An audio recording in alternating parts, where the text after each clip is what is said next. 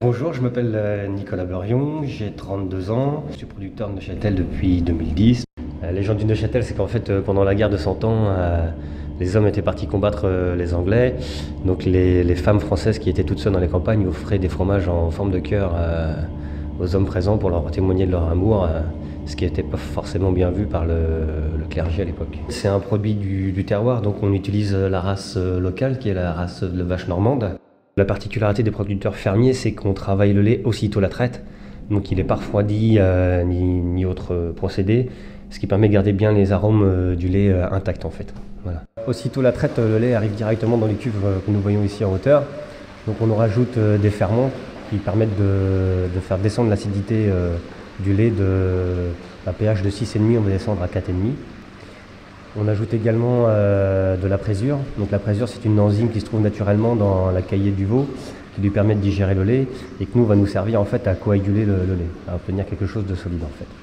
On a mis hier soir les fromages sous presse, donc ils sont restés toute la nuit. Donc ce matin là, on prend les sacs qui sont bien pressés, on les met dans le pétrin, on malaxe les sacs, on rajoute à ce stade le sel et le pénicillium.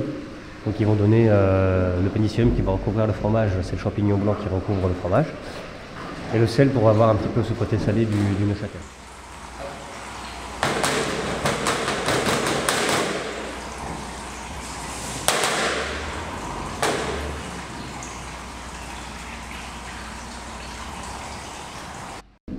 Donc ici on rentre dans ce qu'on appelle un loir.